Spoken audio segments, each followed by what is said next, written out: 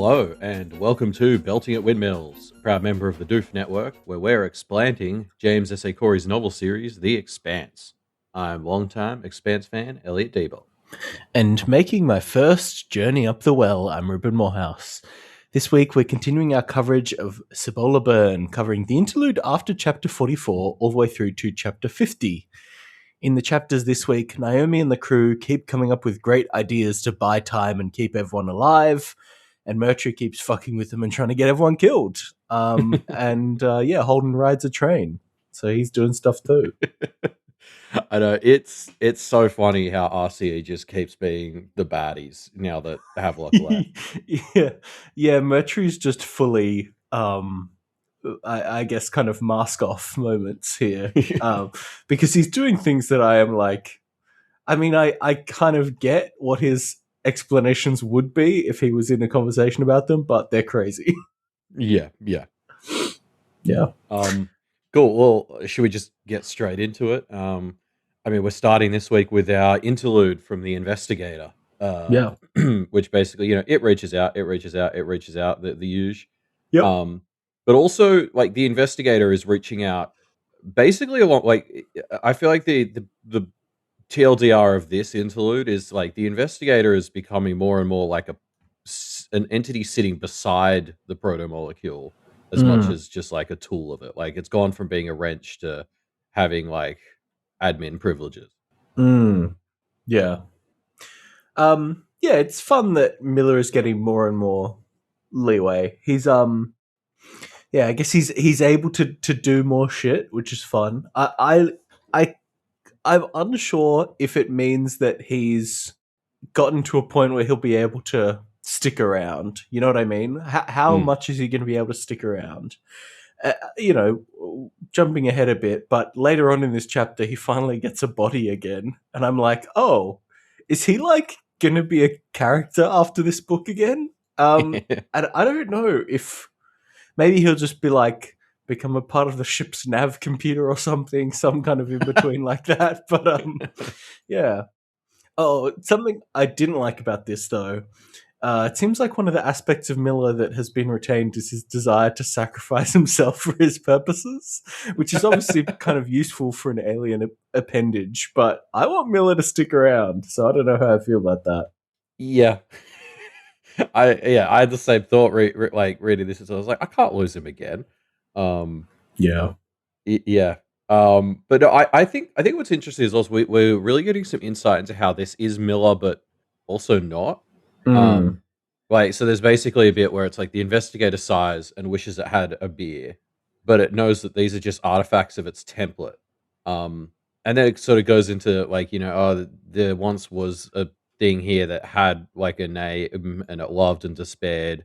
None of that mattered anymore. It had looked for things that were missing, for people that were missing. Everything about it is drawn along by that fact. So it's like this really interesting xenofiction-y, like philosophical thing of like, okay, no, like it's not Miller, it's like something that's been rebuilt, but like the proto-molecule, I guess, was able to be like, but this is the part that matters about you. And so like every, like, I don't know, it's like, yeah, there are aspects of Miller to you, but those are all just like bits I couldn't filter out. Well, yeah, I mean, my read on it was kind of, it's not intelligent enough to know what's the part that actually makes it investigate things. And so it's using Miller as a template. Yeah. And that just comes with it being Miller. I don't know. It's like a kind of a copy of his consciousness. I don't know, maybe not fully Miller-ish, but at least let's say it's Miller light. Yeah. Oh no, definitely. It's just like, and maybe this is just the fact that I'm craving the next Bobiverse book, but like I'm finding it really interesting to sort of think about. Yeah, like if you're building Miller from the template of this is all I really care about, and like what subtle changes do you get that make him not quite Miller? Because he seems to be. You're right. Like in practice, he's pretty Miller-ish. Yeah, you're like absolutely. Like what we see from his interactions with Holden, there's clearly a lot of Miller fucking in there because they've got their same banter. And I mean, it like I think it gets said in this interlude that one of the things the investigator has kept is its half fondness, half contempt for a thing called James Holden. Um, so yeah, yeah, I don't know. It's just I find it interesting to think about, like, you know, the protomolecule definitely sees the investigator as a separate entity from Miller. And in practice we don't see that so much. So like that's an interesting philosophical difference, if nothing else. Yeah. Yeah.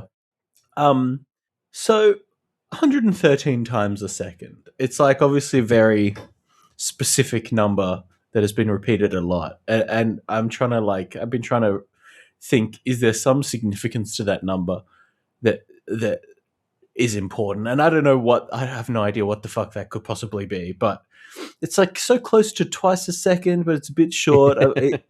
I'm trying to figure out, I guess like the big revelation to me would be like, what, there's 113 rings in the ring Sure. system or whatever, and I'm like, okay, like what's the clue that I can, but there's nothing in there that I can really pull out that gives any insight, but it's such a weird and specific number. Yeah, I wonder if it's just like, you know, it's like one of those like your Earth seconds thing, right? Like whatever fucking you know, time Yeah, series that the interesting. protomolecule thing uses. Like it's just showing that it's alien, because it's kind of like we're getting the translated version, but to the protomolecule, it's not 113 times per second. It's you know, once per cycle. Or Yeah, I that's don't know. interesting. Yeah, Um, okay, that's a fair thought. I think the other direction, knowing these authors, is like, is there some weird physics thing where it's like actually, you know, electronics all run on you know, Yeah, true. like not electronics, but some, like there's some underlying natural oscillation to the universe that's 113 times per second that I'm not aware of. But Mm, yeah.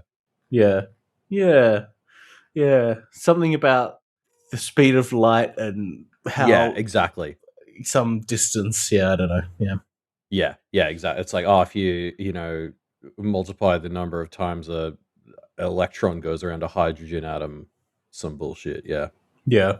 Or like, yeah, I don't know. The distance from like Venus to here now to Ilus through Oh the yeah. rings is like, you know, it would take 113 cycles to, I don't know, whatever.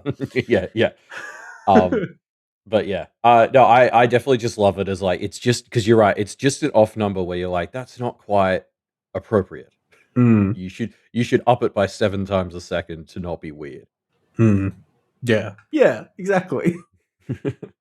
I also really want to call out, just before we leave the investigator's perspective for this week, that the way the proto molecule considers bringing Holden to look at this dead spot is, one point is alive and one point is death. Neither came from here. So bang those rocks together and see what sparks, see what burns. Um, Mm. so that's fun. That's the mindset the investigator slash proto molecule are going into putting Holden next to this dead spot is like, let cool. They're both aliens. Let's see what happens. Yeah. Yeah. I mean, you're right. It's a bit more callous with Holden's life than we think Miller would be, but this isn't from Miller's perspective, right? This is the Yeah. protomolecule's perspective reflecting on Miller. So hopefully Miller's not being as much of a jerk. I don't know. Yeah. Yeah, exactly. Yeah, you got that's a good point. We've got to keep in mind that we're seeing the investigator's thoughts from the lens of the proto molecule, so it's going to dehumanize them extra. Mm. Um, but I guess getting back to humanity, we have chapter 45 from Havelock's point of view. He's still up on the Rosi, and basically Operation Space Toe is getting started. So basically, they've just strapped a cable from the Rocinante to the Barbacola, and they're just going to use their thrusters to lift it up. Yeah. Um, but Havelock doesn't really have anything to contribute to this plan, so he's just kind of chilling and contemplating that, like, Ruben, he broke a corporate contract, and that's not something he Whoa. does. Yeah. Yeah, no, he's been defined by all the corporations he works with in this book, right? So it is funny that this is something that he seems to care about so much, but Yeah. Oh, it's yeah, like he's kind of thinking to himself through the chapters this week. He's like, man, like laws are really made up out here. Hey, like he's finally kind of catching up to what people on Illis was saying right at the start of the book, which is like, and what Murtry was saying hilariously, which is like it's up to them to interpret the laws, and then like when eventually the reach of the actual law catches up, it's just going to have to kind of reconcile with whatever they've done. But Havelock's only just kind of realizing that. Yeah. Yeah. I don't know. He's still kind of the opinion, maybe we'll just die and then it won't matter. Yeah. I think that there's a lot of fun with how much is underpinning a lot of the characters at the moment of just like, well, I'm gonna die anyway. I may as well like do it how I want. I think Holden's maybe the only person who hasn't just given up on survival. Yeah. Guess that's the benefit of being the main character is he's used to facing hopeless odds. Yeah. And maybe Murtry hasn't given up on survival. He's not really doing anything to survive, but he's acting like he's going to survive.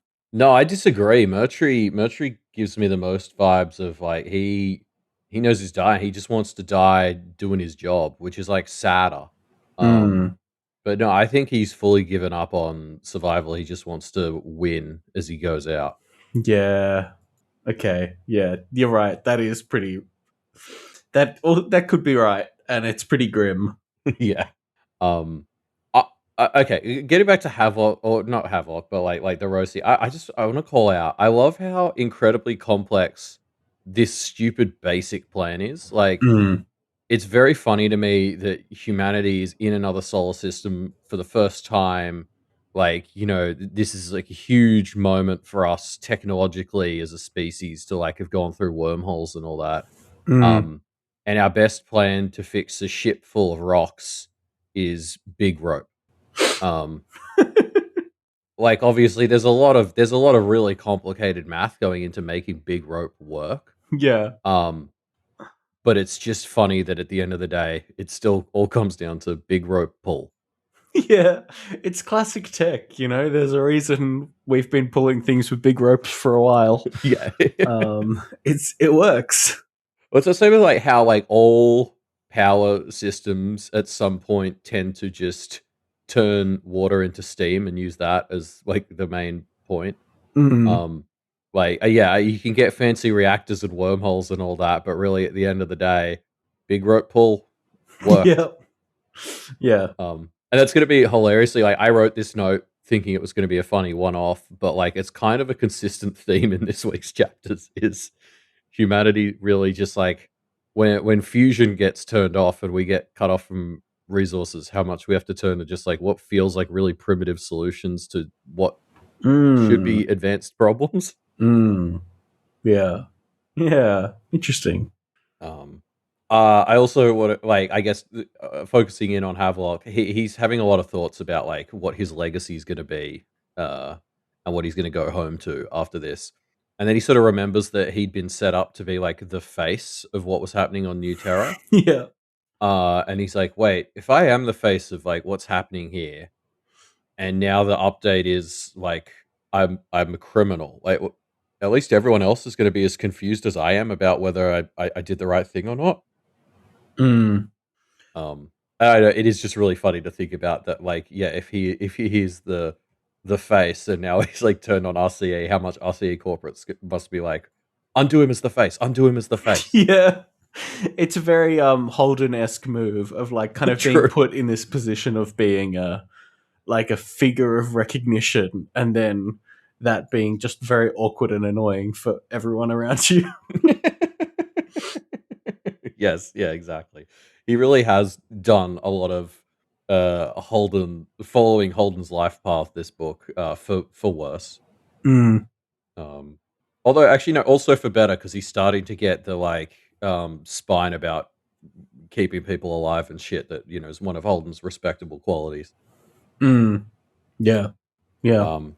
Yeah, anyway, so Operation Space Toe actually goes pretty well. Like they're lifting the Barbacoa up. I think it goes from like having like 3 hours left to like 17. yeah, like this is a stupid idea that's going incredibly well.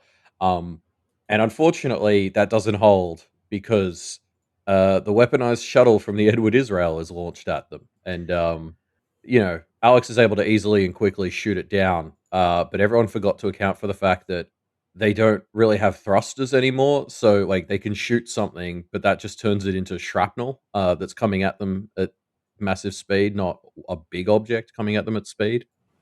Yeah. Yeah, so the shrapnel thing, that is a bit of a fuck up. I mean, I guess what could they do? They didn't really have any options. But Yeah. But it's also, like, I like that Alex sort of forgot about it because it's just like such an automatic thing that if the Rosie yeah, creates shrapnel, it will then avoid it. And so, like, yeah. it must have been such a funny moment in the cockpit when he like shoots it, and then the Rosie's like, "Hey, by the way, I can't avoid this," and like Alex was like, "Ah, fuck, yep, okay, yep, Yeah. yep, fuck." Oops. um but yeah, like this is one of Murtry's moves that I'm just like, it's so vindictive, like more vindictive than I would have expected from him. I guess the justification is like, well, they are mutineers, so it is justified. And if it just happens to also kill the Barber Piccola, like that's a bonus in his eyes. But it's a pretty dick move, right? It really, like, book 3 was talking a lot about how even in the face of aliens, humans are just going to keep bickering with each other, and that like Murtry's writing that in full form here in book 4, where it's just like, guys, do we not have enough alien based problems that we don't need to be launching shuttles at each other? Mm, yeah. Um, yeah. And this is where my thoughts on Murtry just kind of going a bit crazy this week. Yeah. We'll get to some other of his moves later, but yeah, he's really off the deep end. Yeah, like I think something we heard earlier in the book was, that he's just looking for excuses or whatever, but like he's been so restrained this book.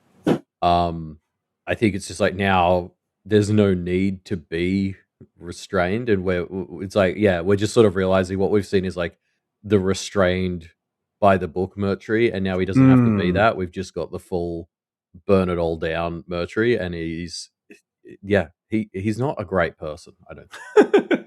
But the the justifications he's had in the past, I've understood, and you're Yes. right. He's been very restrained, right? And so, is it? I guess I'm like trying to figure out what's the reason for the shift. Has he just accepted he's going to die, and then he's like living out all his wildest violent fantasies? I don't know.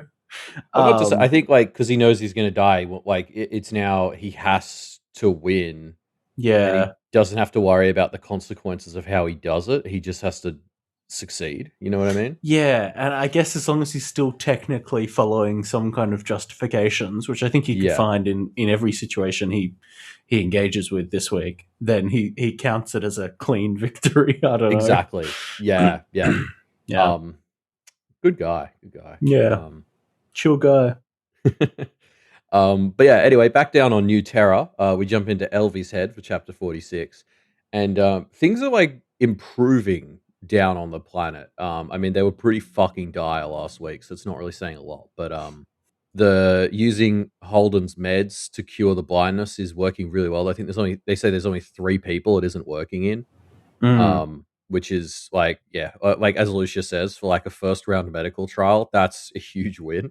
mm. Um, but yeah, the victory is a little short lived because Murtry comes and finds Elvie, and he's like, "Hey, where has Holden gone?" And it turns out he's got a tracer, so he was kind of asking academically, but yeah, basically Murtry is off to find Holden. Yeah. Fair enough. They don't, I guess, realize that Holden has the train line, so they have to go the slow way. Yep.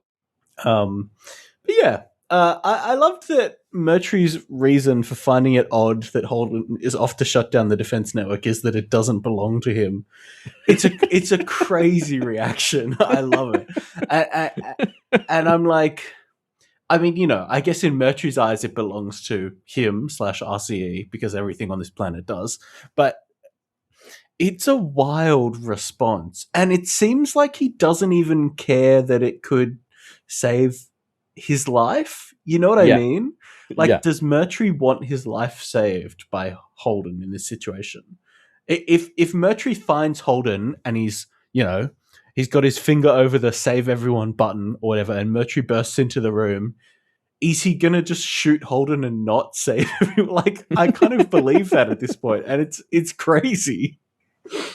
yeah. Because it's like if I found somebody had broken into my house Yes. and was going to like smash my computer with a baseball bat Yeah. because it was killing a dozen people. Sure. Yeah. Sure. Or like Or I had cancer and he broke into my house to force feed me whatever cancer meds or something. You know what I mean? I'm like, yeah, okay, you know, I don't like it, but I respect it kind of yeah, vibes. not thrilled about the invasion of my personal space or whatever, but Yeah. also like, you know Yeah. what? Thanks for saving my life. Like, Yeah. let's call Exactly. it even. But that's why we're chill and Mercury's not chill. Yeah, exactly. Um, yeah, I thought this was really funny because I think like we had this in book 3 as well. I feel like the parallels between Abaddon's Gate and Cibola Burn are really sort of I'm feeling them at the end here. Hmm. And the like one of the big things that kept coming up in Abaddon's Gate was people kept being like, why have we let James fucking Holden be the person who's allowed to talk to the aliens and represent the human race? Like, this is such a fucking mistake. Hmm. And like in these 2 books, I think there's been a lot of valid criticisms of James Holden as the ambassador for humanity, in interacting with all this alien tech and like going onto the ring station and pushing buttons and shit. Hmm. This is not that. Like, Mertry is the first person who's come up with a bad reason not for Holden, like for Holden not to be the person who goes and pushes alien buttons. You know, Yeah. like there are so many valid reasons to be like, hey, let's not let this guy be the first one to interact with alien tech, but it doesn't belong to him. It belongs to RCE is definitely the worst excuse yet. Yeah. It's not a great one. It's not a great one. It's a pretty weak justification for turning against Holden, especially when his crew has actively kind of mutineered you. Like he doesn't need an excuse to turn against Holden. Yeah, It's exactly. so it's funny that this doesn't belong to him. It's just like his. It's a true insight into his train of thought, which I just think Yeah. is really delightful. And it is particularly good getting it from Elvie's perspective, where like because she has the normal response, which is like, well, why would we stop him from going to turn off the defense network?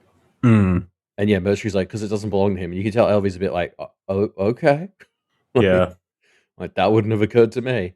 But yeah, anyway, so Mercury and Wei head off to find Holden. Mm, And basically Amos is like, well, the one job I was given was make sure Mercury doesn't go around killing people, and so I guess I got to go do that over there now because that's where Mercury is. So mm. LV trades her ability to build combustion engines and get Amos a working cart for being able to join him on the trip. Yeah. Good On stuff. Fires comes too last minute. Well, yeah, this is LV actually having a moment of having a heart, which is delightful. Um no, I love that Fires is like jealous of Holden here as well, and I'm just like, Fires, you don't have to be jealous of Holden. His life is shit. You're way cooler than him. I know, yeah, it 100%. It's like he's like still worried that Elvie might have a thing for Holden or whatever. It's like, oh no, trust me, we're in her head. You are all good on that front. Once Fires got in, he replaced Holden. But it is funny that like he still has a bit of a concern about this, and it's like, oh bro, you're good. Yeah. Um yeah, no, it's cute that LV's like, oh, this is our honeymoon. Very cute little moment. You know, classically awkward in LV's fashion, but still cute. Yeah, yeah, exactly. Um, again, I guess speaking of the whole like humans reverting to solve problems in this current crisis, it's very funny how this like cart uses fucking advanced fuel cells and shit. And Elvie's like, no, it's okay. We can get around that. We can build a combustion engine. Mm. And then all the responses to this is kind of like, wow, it's so loud. And it hadn't really occurred to me that like they haven't dealt with cars that aren't presumably like electric shit, right? So it's like to them, it's like some archaic novelty to have like a car engine basically powering this car. Mm. And that's just funny.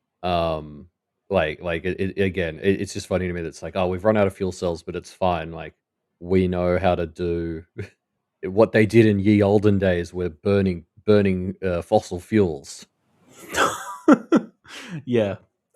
They've really moved on conceptually from the ideas of combustion. So yeah. Yeah. Well, because like we're at the stage now where like, I think electric cars are like adding artificial motory noises because like pedestrians and just people in general get weirded out by a car that's completely like silent, essentially. Mm. Um, and so like we're like on the beginning of this fuel cell driven era of battery powered cars and stuff, where it's like, yeah, it's you still got to make it make noise because that's what people expect. And now they're far enough in the future where they're like, oh my god, this car's so loud and it vibrates when its motor is on. It's weird. Yeah. They're so not used to the ideas of buses in this world.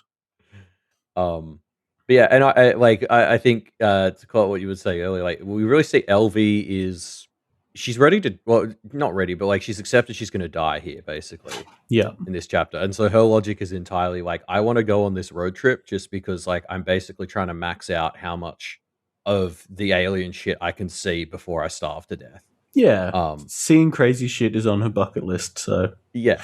Yeah. What's what she's basically like, yeah, this is me being like a selfish hedonist is like I'm just going out here to like see shit basically. And like Fayez, you should come with. But it reminded me like again of Anna last book, like where like Anna was this super nice pastor or whatever, but like she consistently left her family behind because she wanted to see cool alien shit. It's like, oh, Elvie really is the sequel. Yeah, but Elvie doesn't have a child. That's the difference. Exactly. Yeah. It's definitely less, but yeah, exactly. But like it feels like Anna and Elvie would be good friends. Because there's a lot of overlap here. Yeah. Yeah. Maybe we'll see that in either a future book or a piece of fan fiction.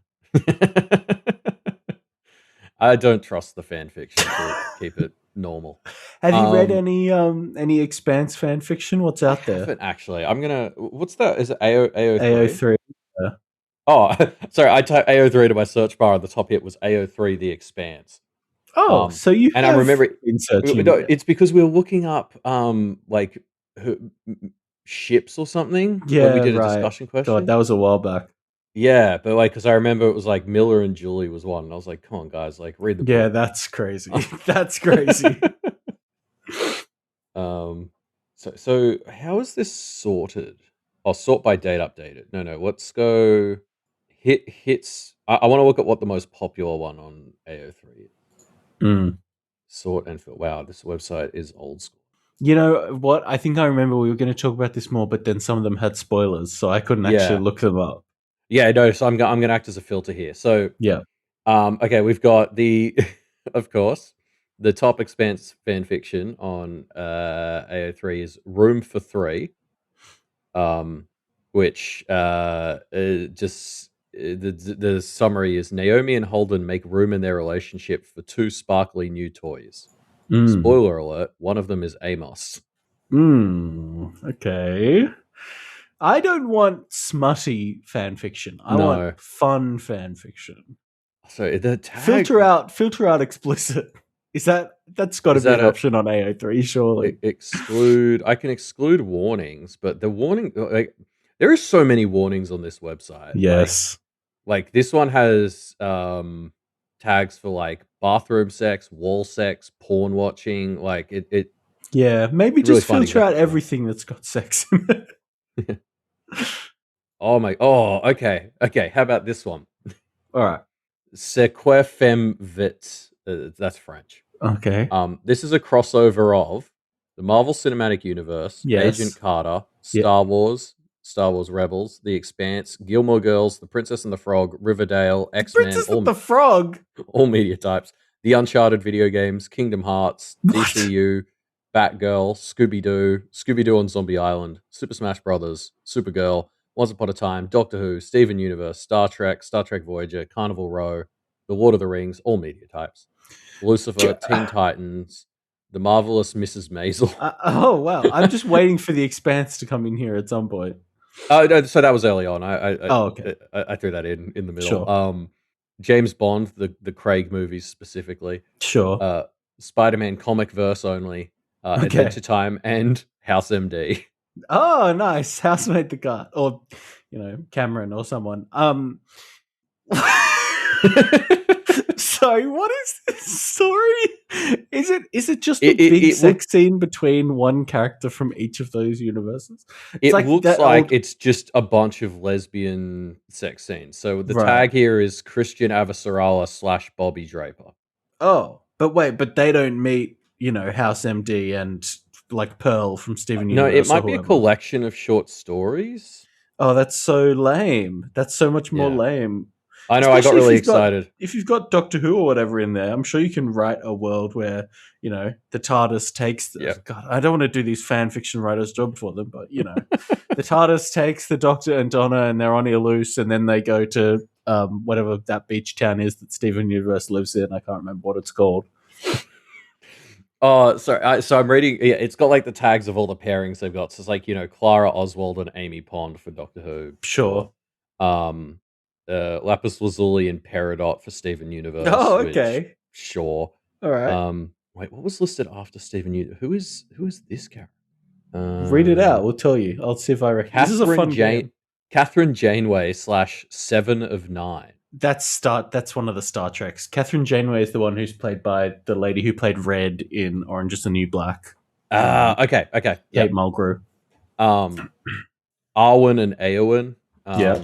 I know those ones. They're both bonded by their love for Aragorn.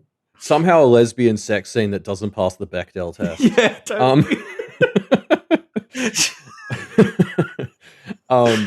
Okay. Guess who the Super Smash Bros. Pairing is? Okay, I mean one of them's a freebie. It's going to be Rosalina in there for sure. No. What? Yeah. Okay, well then maybe Peach or Daisy. No one what? Mario. No one Mario. No one Mario. Okay, Zelda or Sheik? No. What? Okay. Okay, well, I thought it's Samus. Like. Oh, okay. And I'm assuming obviously Dixie Kong or no. Who else? Who else is in those fucking games? Yeah, well, you're not gonna get it, so I'm just gonna. No, it's a playable character though. Yes. It's not like. Yes. Okay. I believe this character was added in Smash 4. Okay. God. Palutena. No. She's playable, right? I don't know. I think so. But no, it's obviously Samus Aran having sex with the Wii Fit trainer, Ruben. Of course. How could I not have guessed Wii Fit trainer? No, Wii Fit trainer's from Brawl days, man. Oh, is she? Sure. Oh god. Yeah, because she's in the Subspace Emissary, just doing her thing. Oh yeah. Okay. There is an okay. Wait, hold on. Okay, here's one that doesn't have the top one that doesn't have the explicit tag. Is called the Slow Zone. Sometime after the events of Caliban's War, Prax realizes he has a crush on Amos. No, damn. Yeah, they just didn't tag it correctly. Yeah, no, I think it just means not explicit, as in like there's not graphic. There's not a sex scene. Yeah, I get you. But yeah, how do I take any romance? Turn off romance. Yeah. How do I filter for ace stories? Yeah. I mean, if you put in asexual as a tag, maybe that'd work. Okay. Oh, there's categories. FF, Gen. Mm-hmm. What's Gen? Don't know. Genitals could be. Yeah. Okay. I'm going for Gen and other. Yeah. Nope. Oh. Okay. Did you find out what Gen is?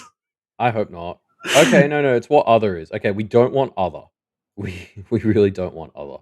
Okay. Well, the point is, we may be on the wrong website for finding Yeah. non-romance If anyone fanfic. knows if there's less sexual or romantic fan fiction of The Expanse that we can find, let us know. Yeah. Okay, I have closed that tab and I'm back on the We're tab back for our on the actual notes. the actual book. Yeah, we're getting back on task. Yes, we're back to LVX Fires pairings only. um, well, actually, no. You know what? I'm just going to leave her totally in the past. We're going back up into orbit. We're in Barja's head. It's chapter 47. Um, basically, the Rosi crew is trying to put the ship back together after they just got obliterated by the weaponized shuttle. Which, like, full credit to the engineers. They really took advantage of this no fusion reactor situation to actually turn what was a dog shit weapon into a really good one. Um, Yeah. But anyway, basically, they managed to kind of put the Rosie back together, but they've lost a bunch of thrusters and stuff, so they're probably going to have to let go of the barb and just let it and all of its precious rocks die. Mm. But then Baja and Naomi kind of team up to have another idea, which is, well, we don't have thrusters, but you guys have that big ass railgun, and if you think about it, that's kind of a thruster. So use that. Yeah. I love that. It's like, it's so fun in a book when you get all the pieces to a puzzle and then it's solved right before your eyes and you're like, huh, wait, I could have figured this out. Yeah. It's so satisfying, isn't it, to watch all the bits fall into place in front of you? And this is a really great example of that, like them kind of blasting themselves into the sky like Jetpack Joyride or something like that. It's just like a very cool concept that we could have figured out. Yeah. Yeah. And this is the real the cap on the caveman solutions to space problems arc that this week's chapters have delivered for me, which is just like, we have big gun, shoot big gun down, lift ship up. Mm. It's just such a dumb plan that it took them a while to come up with, but it's like, no, it works. Yeah. Yeah. Exactly. It's a dumb plan that they kind of have to do because they've got no better plans. It's good stuff. And we also have like a bunch of Baja kind of contemplating life, the universe, and everything. And like a big thing he's sort of thinking about as he's out here welding holes and looking at the railgun is like, he couldn't think why, but like thinking like, I went out but I didn't go down easy was such an appealing and romantic notion, but it was. And I mean, this is important because it's kind of what's carrying essentially all of our characters except Holden afloat right now. Yeah. Is the romantic notion of going out Going on out your own swinging. terms. Yeah, as much as possible is sort of what everyone is doing here. Yeah. And it's like, again, it must just be very funny if there was like if there was an alien species watching this remotely via camera or whatever, like it'd be so funny to be like, oh, let's see what this new alien race does when cornered, and it's like, oh, just up their internal shit fighting. Okay. But like it's true, it is kind of a romantic notion to be like, well, at least I had as much control over my fate as I did when I didn't. Yeah. Like, dying's inevitable, but I'm going to die where I want, and that means something for some fucking reason. Yeah. It's it is what is driving all of our characters. Yeah, except Holden right now, I guess. Yeah, it's Barzia, Havelock, Elvie, and Mertry are all kind of driven by this. And yeah, it's fun. Yeah, I mean, I guess I'd argue it's probably what is driving Holden to it just doesn't feel as pronounced because that's kind of been his jam the entire book series. His going down swinging is still trying to find a solution to save everyone, and probably is the only thing that can at this point save everyone. So it feels slightly different because it's maybe has a chance at working. He's the only one who's still focused on maybe we can go out swinging by not going out at all. But yeah, I don't know, like it is just because I can kind of see from like evolutionary biology or whatever nonsense, like why it makes sense that humans have evolved to romanticize like going out like this, because it would keep you fighting and helping like indirect relatives or whatever. But I don't. It's just a fun thing for the book to be reflecting on as all this shit's going down. Is like, yeah, like humans are kind of programmed to just like when we give up, we just pick something stupid to not give up on. It's sort of the Mm. vibe this book's giving, and it's very fun to think about as we watch these people do stupid shit. Yeah. Yeah. But yeah, anyway, speaking of people doing stupid shit, Operation Space Toe using Big Gun um, is actually working. Like this is even crazier than last time. Somehow it's succeeding. Uh, but luckily, Murtry's goons are here to put a stop to that. The Edward Israel has launched its entire militia at them, and they're getting ready to still cause trouble, basically. Mm. Yeah. Yeah. Um, yeah, Mercury just won't give up. He just keeps sending guys and kind of like banking on Alex not just executing them with the PDC, which I guess is maybe an overreaction, but I say do it. Well, no, their PDCs got taken out by the shuttle, I think. Oh, right. Yes. Oh, I see. Right. Yeah. We get that in. I wrote this before Havelock's next chapter, and that is talked Yeah. about in more detail. Had they noticed that? Yes. Yeah. But yeah, I mean, we'll get to this when I guess Havelock, in Havelock's chapter, just shoot them. Just shoot them at this point. They've earned it. They've earned it a death. They really have. Yeah. Let's get into that in Havelock's chapter because it's definitely. I was thinking the same thing. I was like, dude, just kill him. Yeah. But yeah, no. I think what's really funny is like this feels like a really good other side of the coin moment for Barsha thinking about how everyone wants to go out like with a feeling of control and oh we're gonna like go out swinging or whatever, and then we see the militias launch themselves with homemade missiles, and it's a bit like right, yeah, okay, their thing they're sticking to is fucking these guys up. So yeah, like as Baja's reflecting on how noble it is that they're all doing big gun plan, um, these guys show up and it's like, right, they're also doing their own version of this shit. Theirs is just dumb. Yeah. Yeah. Yeah, let's go back. I guess not down to the surface of Illis, but perhaps a little bit inside under the surface. Yeah. Holden is getting some rest on the train / material transfer network. And he bickers with Miller for a bit, then gets abandoned, starts to have an existential crisis about the fact Miller's abandoned him before Miller comes back in a physical form. Miller's got a robot body. Yeah. He's a killbot. He's back. This counts. Any corporeal form counts. He's got a body. He's here. And now everyone can finally start believing Holden that he's not just in his mind, which will be fun. Yeah, like I like how Holden's like, man, it's kind of weird that I can hear his voice and it's coming from sound waves in the air. Yeah, it's like, not just a hallucination anymore. I really love this moment where Miller like puts like the projection of him in the same place as the robot and like shrugs alongside it. That's just fucking like that's comedy gold. Like that, the proto molecule has to have a sense of humor if it's doing shit like that because that's funny as fuck. Yeah. Yeah, no, I think Miller is self-aware enough to kind of be fucking with Holden a bit. And I mean, so Holden starts to get one of his like reality doesn't make sense headaches when he sees the robot and Miller at the same point, and Holden's like, you've got to pick one, and Miller picks the robot. Yeah, of course. Well, yeah, but like I get also from a practical standpoint, like the whole Miller bit projection is like this really difficult to balance projection, so it makes sense to pick the robot just from that shit's right there. It's way easier. Like it's a more efficient fuel economic choice. Yeah. But like it also feel like to put your English teacher hat on for a second, it feels important that Miller's like, no, I'm the robot, I'm not the human. Yeah, true. That's interesting. He picks the robot.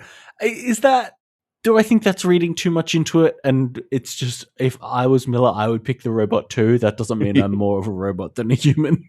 Yeah, well, it's one of those things where, yeah, I agree. Like, there's the like logical, like processing power based one. There's the I want to show off my cool new knife based robot bod. But also I guess this is a book, so I feel like you also got to consider the other one. But I agree. Actually, like the best explanation is I have cool robot bod. Check out my cool robot bod. Yeah. Um, also, sorry, so Holden is stuck inside this like The train. yeah, train carriage material network box.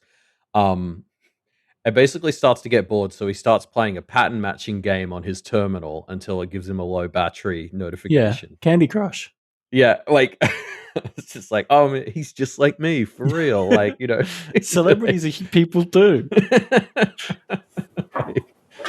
It's just so fucking funny that it's one of those like really humanizing moments that it's like this dude's stuck in a box on an alien planet and he's like, well, better play Candy Crush until I get a battery notification on my phone. And like he's spending so much time around here complaining about lack of resources. Wild that he was using his battery playing, because I don't know, maybe games have gotten more efficient battery wise in the future, but like that's the quickest way to drain a phone battery in 2026, Yeah. Yeah. I wonder what the graphics on this game, how good the graphics on this game must be that it drains the battery so quickly.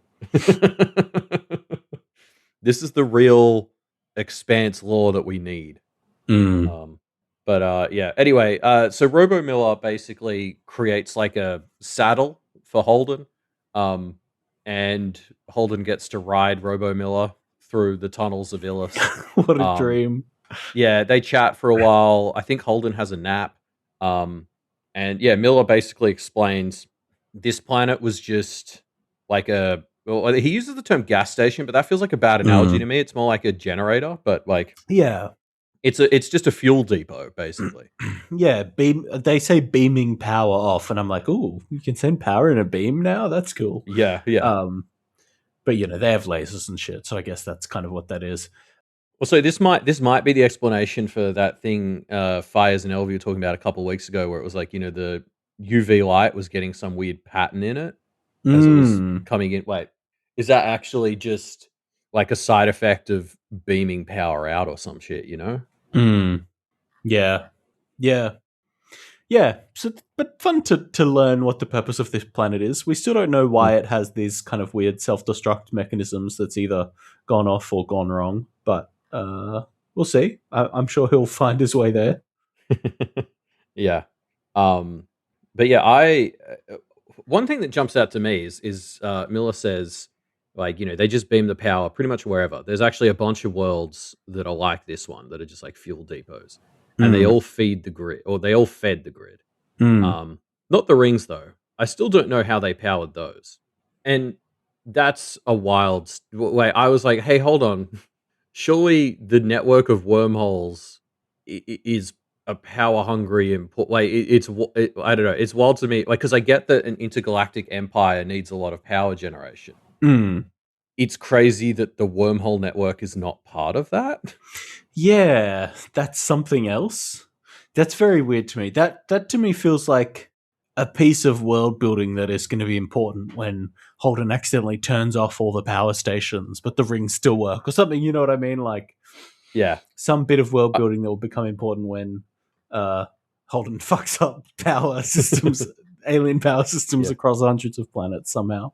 I guess from a like dualistic perspective, it's handy to establish that like if we shut down these planets, the rings aren't going to shut down.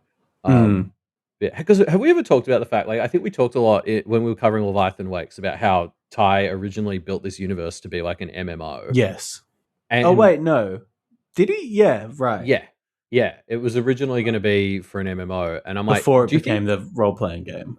Yeah, but like, do you think that was the version of this universe that had the ring stations? Like, surely that's just quite so MMO-y. Yeah, it's so perfect for an MMO, and this is why it's always really pissed me off. The Stargate MMO has never made it, because like, oh, each planet is just its own server or whatever. Like, it's like each ring system can kind of be its own server. So I almost feel like when they like Ty probably had done way too much history of the humans discovering the ring system, and so then when he switched to the tabletop RPG and then switched from there to the novels, that it was like, oh, we'll do like the prequel, like they did the like, what is it, like Surf Dracula or whatever. Yeah. Yeah. Is that a reference normal people are going to get, or should I explain that? No, I think probably it needs an explanation. It's based on a tweet, right? Where it's like, Yeah. like 20 years ago, if you had a TV A show called TV show. Yeah. Surf Dracula, it would have just been episodes of Dracula on a surfboard. Whereas, like in 2026 or whenever this tweet Whenever the was made, tweet it's like came now, out. Yeah. yeah, like if you have a TV show called Surf Dracula now, it basically spends 9 episodes establishing why Dracula has a surfboard, and then he gets it in the final episode. Yeah. The Um, final shot of season 1 is him opening up the bag and there's a surfboard inside. yeah. I mean, it's very true, and like Daredevil has a lot to answer for. Yes, for sure. I On think that. Daredevil to me was the one that really made that happen. Yeah, absolutely. But yeah, like what's funny is like the Expanse works really well, maybe because in part it's a bit of a Surf Dracula franchise. Because it took us three books to get to the rings being open. Yeah. But like that really like the first contactness of Illis really works for me because we spent 3 books in a universe that didn't have a concept of first contact. Mm. So like I think there's a reason that Surf Draculaism has taken off, and I'm gonna start using that as a verb like that now. But yeah, Yeah. like I guess just thinking about it, the franchise as an MMO, I'm like, oh, it has to have been the ring system because that's so perfect for an MMO. Yeah. No, and even just like going to a frontier town and you take missions. Oh, there's been an Yeah. attack on the mining outpost. Oh, okay. It feels very MMO quest line stuff, doesn't it? True. Yeah. It's like No Man's Sky, but with story. Yeah. Anyway, getting back to the Expanse again. Let's jump into Havelock's head for chapter 49. So yeah, Havelock is trying to talk down his little RCE militia, but they successfully shoot him with their improvised missiles because they shoot 4 at a time, and he only manages to take out 3. And this really fucks Havelock up. He's basically his leg seems to be completely gutted. Yep. And he's on free float for a while before Baja saves him. But perhaps even worse than this, the second wave of missiles actually fucks up the Barbacola and the tether holding the Rosie and the Barb together. So we're kind of left on a bit of a cliffhanger with this one, but basically it seems like they're not going to be able to keep lifting up the Barb for much longer. It's kind of fucked. Yeah. The ropes are starting to snap. Yeah. I think, well, maybe they weren't in range or something, but I think it was a mistake to just not shoot these guys immediately. I really think they should have just started blasting. Yeah. And they're suffering the consequences of that now. I think like a big defining point of last week's chapters was the comedy of Havelock interacting with his militia. Yes. That is so gone. Yep. In these 2 chapters. Like I was just like, yeah, I agree. I was fully like, no, just do murders. Like the comedy is over. It's time for murders. They're endangering a lot of lives right now for no reason. Time to just put him down, to be honest. Havelock learned about restraint, last chapter, and he's kind of desperate to practice it now and doesn't realize no, you should if there's a time and a place. He's overcorrecting for sure.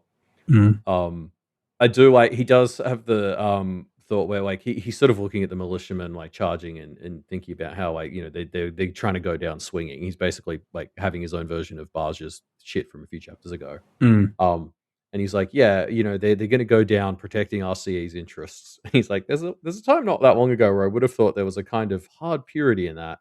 It just seemed kind of weird and pathetic. Yeah. And I was just like, I'm so proud of you, Havelock. Yeah. he's getting there, isn't he? Yeah. But anyway, it's a pretty action-packed chapter, so not a lot to talk about there. We'll see what the effects of it are next week. But we jump into chapter 50 with Elvie to finish off this week, and basically they're road tripping it, trying to find Holden / Murtry and Way. So Elvie's just kind of like marveling at this wasteland that was multiple biospheres that no longer kind of exist, and there's some ruins of life that has maybe survived, which is fun.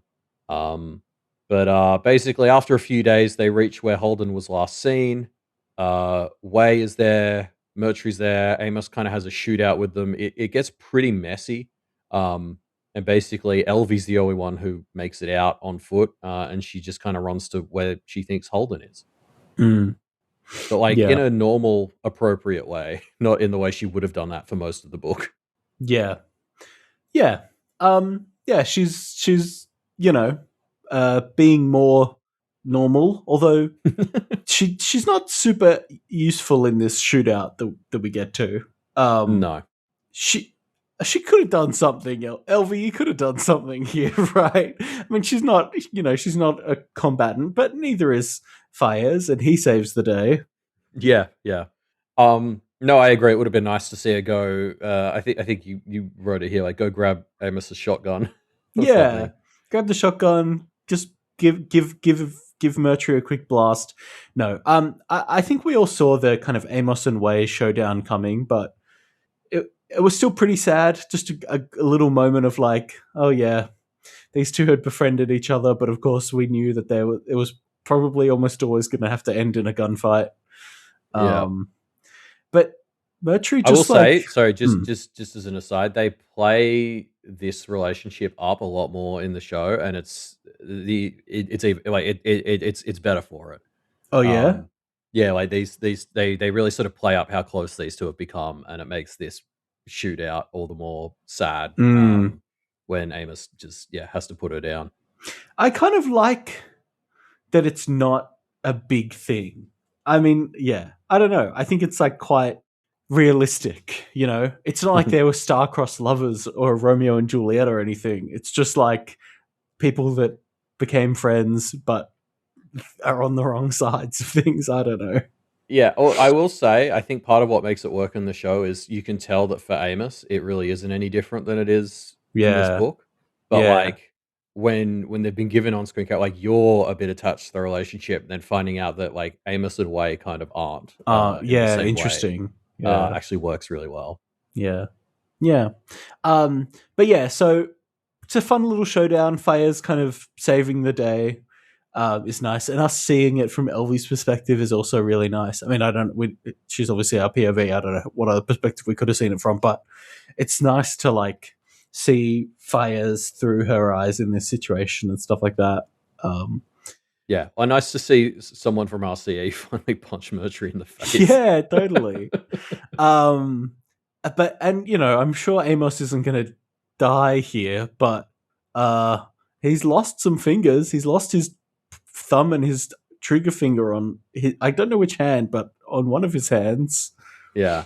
So I will say, I remember right at the start of Leviathan Wakes, Holden had a conversation with a guy who was about to regrow an arm. So yeah, true. Okay. I assume if finger regrowing isn't an option, but arm regrowing is, you just get a stubby hand with no fingers. Oh no, I was going to say, like if I was told, we can't regrow 2 fingers, but we can regrow the entire arm, I think I'd be okay with chopping off the rest. No, but what I'm saying is they've mastered the ability to regrow arms, but not fingers. So when you regrow an arm, it's a fingerless arm.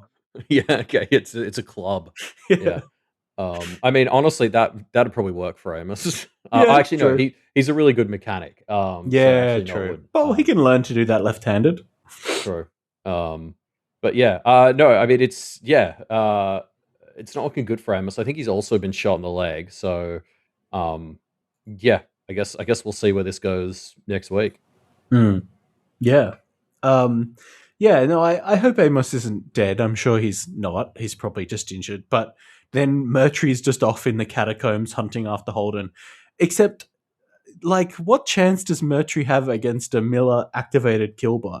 I just think there's zero chance. But, we'll see. Maybe in Holden shutting down the defense network or whatever, he'll also have to shut down Holden's killbot access or something. Just Holden's luck that he shut down his killbot just as Mercury rounds the corner with a gun trained on him. Yeah, totally. Yeah, well, I guess we'll find out next week for our finale of Cibola Burn. But before we get there, let's do our discussion question from last week, because I had a lot of fun with the answers to this one. Which is so we asked, what is the animal you would be most excited to find an analog of on an alien planet? What was your favorite answer, Elliot? Ooh, I don't know about favorite, but I want to call out Fulcrums. Yes, that was one of my top picks too. Yeah, they basically wanted to find an analog to ants because ants raise a bunch of really interesting questions about the concepts of civilization. Yeah. Basically, this answer is just talking about how ants are great xenofiction, and you don't need aliens for cool xenofiction because, Uh, like, a single ant is dumb, but if you get a whole colony, they're basically doing things that kind of resemble agriculture, like trading antibiotics, like mm. managing livestock, doing architecture, supply chains, like warfare. Um, I basically my main thought, like, reading this is like, oh, this is probably what the proto molecule creators would think looking at the humans. Where it's like, oh wow, one human's really dumb, but you put them together and like, look at the cool shit they can do. Yeah, totally. Yeah, speaking of cool xenofiction, Falkstrom gives a shout out to Adrian Tchaikovsky books. Shroud, one of his books I just read recently, which is a fantastic bit of xenofiction. I would strongly recommend if people want more xenofiction. So Yes, check it out. I added that. I think you specifically came and gave that one. I recommended that to you a few months ago. I think. Yeah, I've got that on my list. Yeah, it's a good book. You'll really love it, Elliot. I think. Hell yeah. Yeah, I also liked OK Elderberry 306's answer. Want to find some yeast? We can make some alien beer, and I think that would be fantastic. I'd love to find what alien. You know, I lived in Marrickville for a long time. The heart of brewery culture in microbrewery. Yeah, but so I'm very keen to be like, what would I'm not really a big beer drinker, but I love to try different things. So I'd love to try what alien beer tastes like. So no, yeah. Absolutely. If somebody's offering me an alien beer, you'd want to try it. You got to try it, even if it's fucking disgusting. You got to like. It's the same, like, you know, when you go to like Iceland and they're like, "Hey, here's some like rotting shark we've had under the ice for 12 months."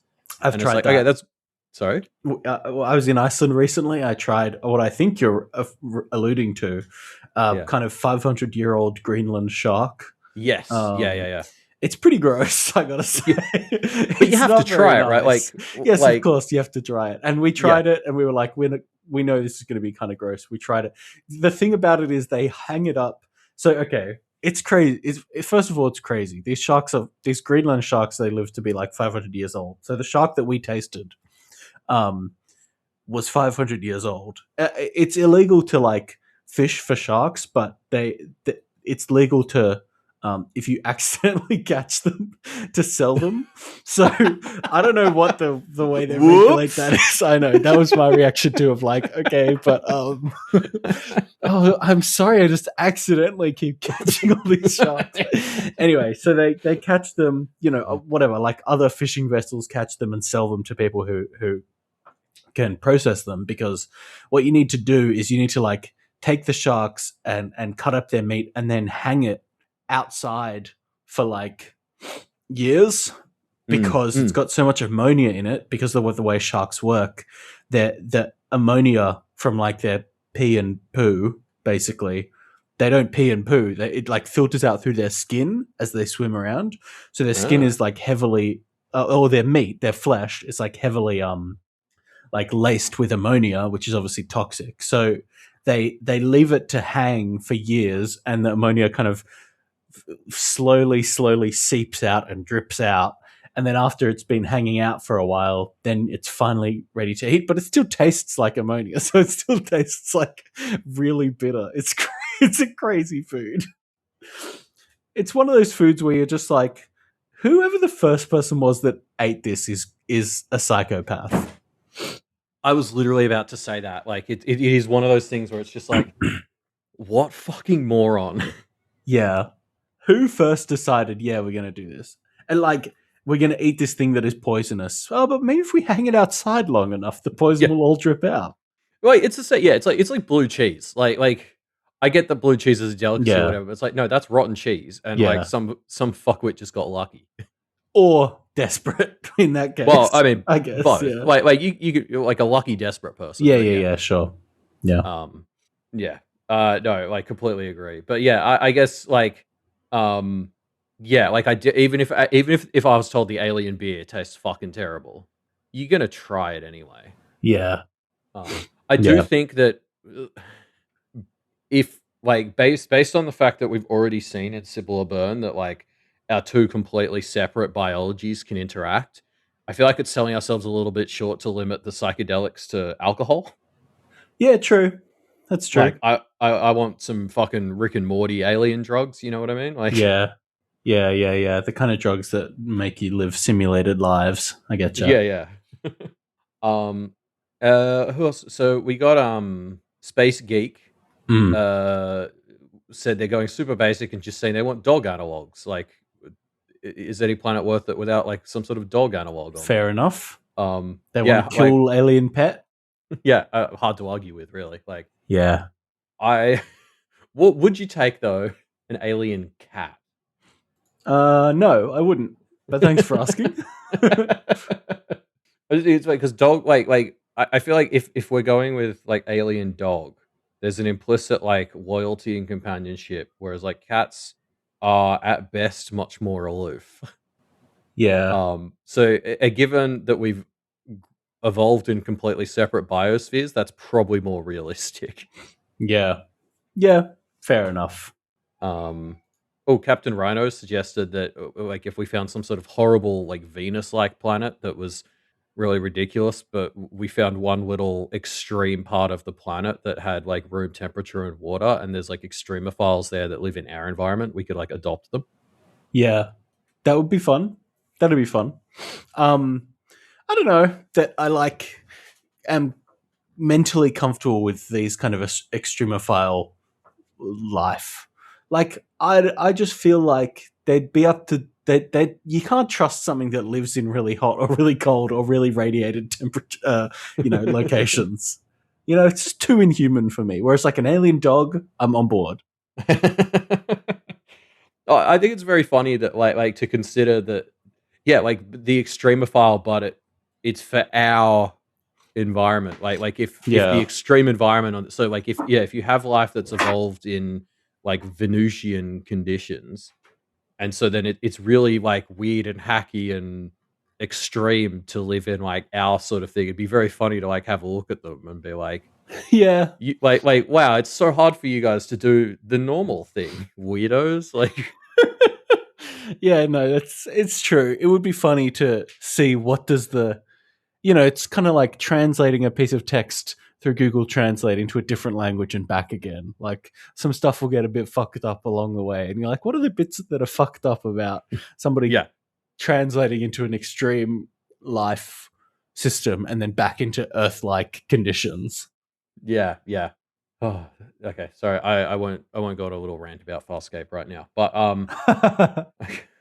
I think the last answer we got here that I wanted to pull out was from 40A2, who like they called out like human analogs, but like specifically they were thinking of a very Cibola Burny situation where like we find humanish analogs on a planet like Illis where they haven't quite become this dominant super intelligent species yet because they were building themselves up on like the remains of whatever proto molecule civilization um like ruins they were. So it was like, they're kind of a generalist species or whatever, but like in such different conditions. So it'd be an interesting point of comparison essentially for us. Mm, It made me think that they're basically describing Planet of the Apes in a way. mm. Because that's kind of what the apes had to do. Unless you get really deep into like if you get into movie 5, then it gets a lot Yeah, murkier on yeah. that front. We But know like, your yeah, weird fascination with all the late stage Planet of the Apes movies, they're Elliot. so bad. It's really good. But yeah, like no, I agree. It'd be very interesting. Like, I mean, that's just ripe for good science fiction. And in fact, just because I can't think of an example, but there's probably like dozens of like how it affects human society to be evolving like in the ruins of different aliens or something is interesting. Yeah. Hey, something that you conveniently didn't mention about 40i2's answer is how they have pointed out and observed that Naomi actually isn't all that good at things. When she went on her sabotage mission this book to sabotage the shuttle, she got captured. When she did her sabotage mission last book, sabotaging engineering, she got captured. Is she really bad at actually doing things? Yeah, you know what? I will. Okay, I mean, I do hate this because it goes against my Naomi is perfect Mm. uh, propaganda. But No, I definitely think there's something to like she is like a theoretical like she does her best when she's the woman in the chair, you know what I mean? Like when she's on Yeah. board the Rosie controlling stuff, Yeah. she's a genius, as we see with Operation Space Toe with Big Gun. Mm. But you're right, the second she goes out on the field, it's a bit like, oh, you don't belong here. Yeah. You stay in the chair, Naomi. Send Yeah. others. Send Barzia to do your dirty work. I mean, he's also shit at it, but I don't know. Well, you have less to lose. Exactly. Yeah, like Naomi's like a theoretical genius, but she ain't got the street. Well, she's got her own kind of street smarts, but not like she's not Yeah. meant to be in the field. She's not a smooth operator. Yeah, she's an intel officer. Yeah.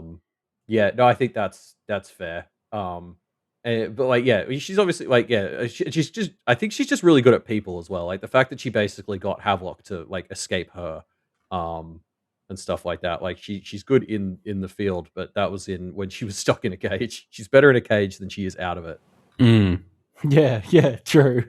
But yeah, should we? Hey, Ruben, I'll let you do this discussion question because it's yours and I really like it. Sure.